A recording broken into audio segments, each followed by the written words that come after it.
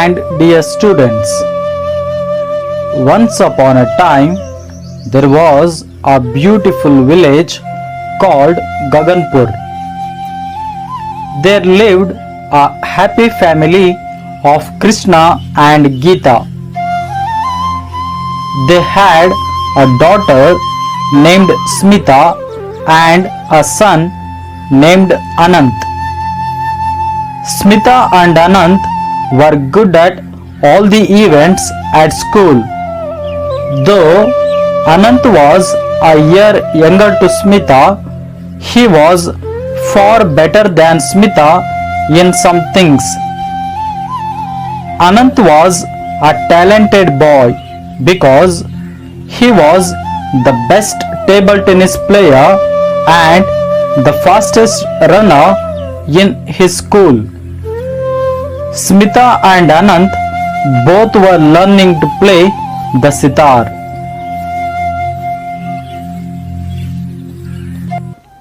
Namaste Guruji. How are my children learning to play the sitar? Namaste Krishna ji. Your children are learning it well, especially your son Anant. What a talented boy he is. He has composed his own tunes. I am astonished to hear those tunes. They are really wonderful.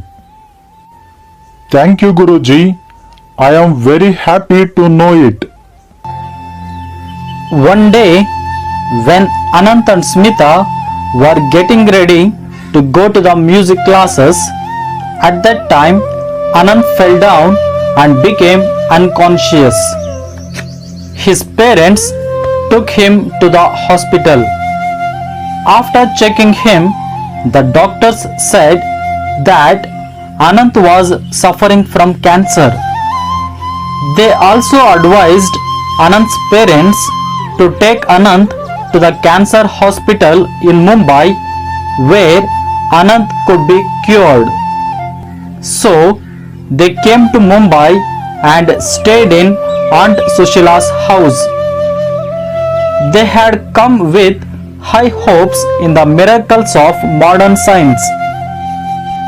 They told themselves that Anant would be cured at the hospital and he would again walk and run and even take part in the forthcoming table tennis tournament.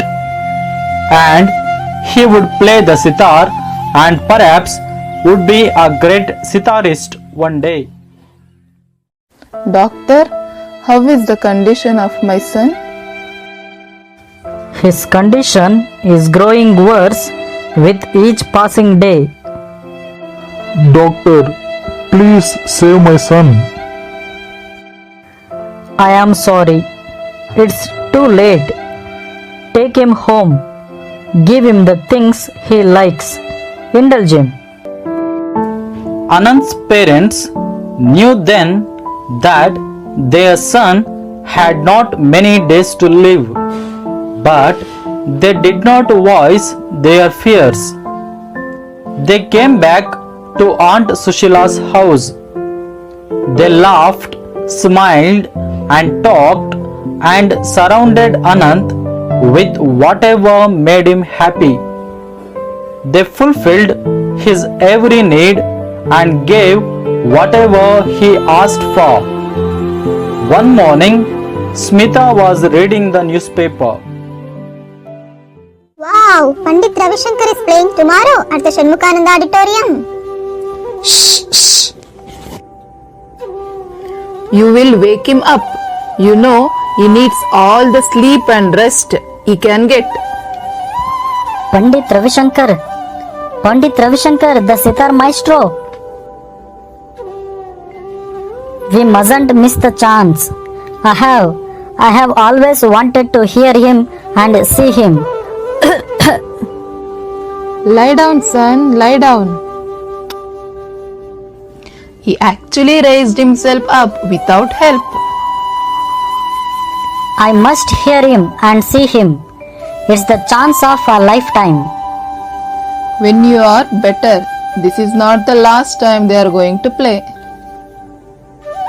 But you, Smita, you must go. Your father will take you. How can I go alone to the concert, Aunt? We have always done things together, Anant and I. A walk in the park might make you feel better. Thank you, Aunt, for your suggestion. I will go to the park now. Smita went to the park. In the park, people were walking, running, playing ball, doing yogic exercises, feeding the ducks, and eating roasted gram and peanuts. Smita felt alone in their midst. She was lost in her thoughts. Suddenly, a daring thought came to her and she hurried home. Why not? There is no harm in trying it. It would be nice to go to the concert. I don't know when I will get another opportunity to hear Pandit Ravi Shankar. Okay then, I'll tell your father to get the tickets to the concert. Your father and you can go to the concert tomorrow.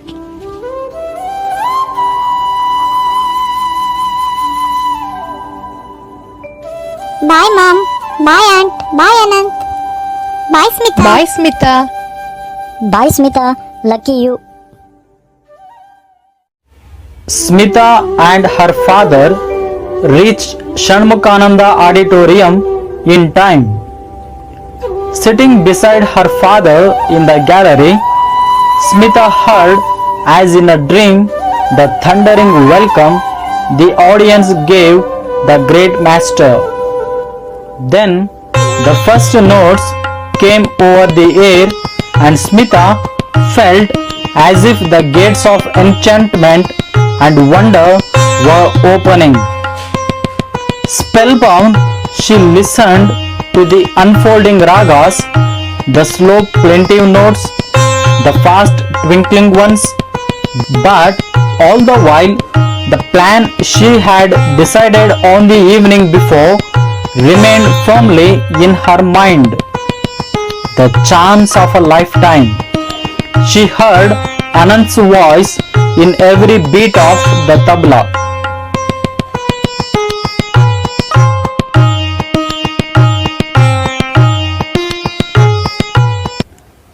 The concert came to an end and the audience gave the artists a standing ovation. A large mustachioed man made a long, boring speech. Then followed the presentation of bouquets. Then more applause and the curtain came down.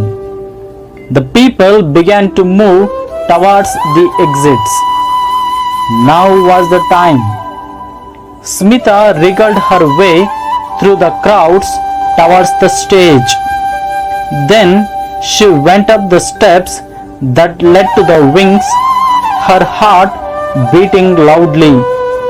In the wings, a small crowd had gathered to talk about the evening concert, to help carry bouquets, teacups, and instruments.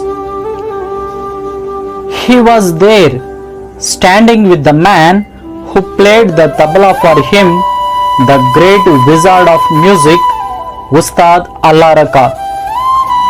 Smita went near them.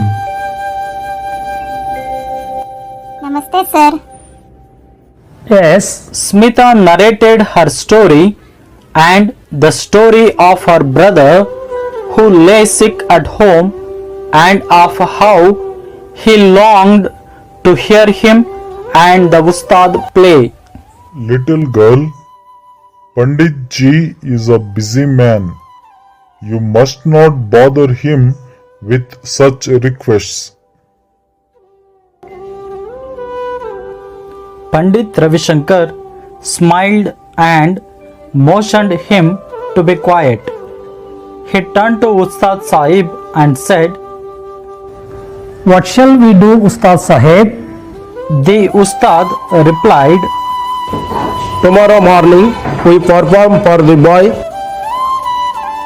Finally, Pandit Ravishankar said, Yes, it is settled then. We will come to your house tomorrow morning.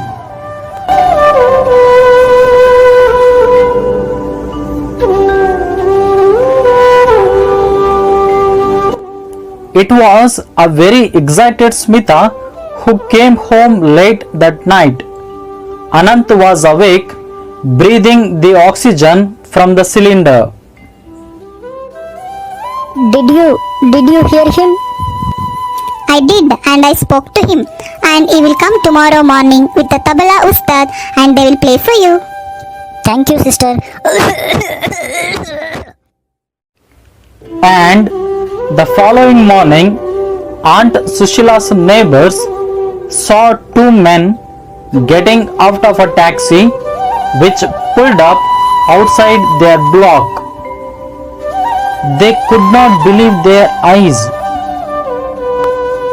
Pandit Ravishankar and Ustad Allaraka went up the wooden staircase and knocked softly on the door of Aunt Sushila's apartment.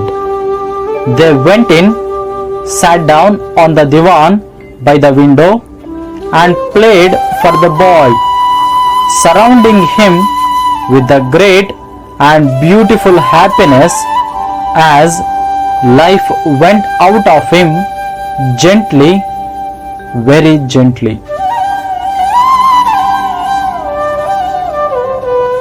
Thank you.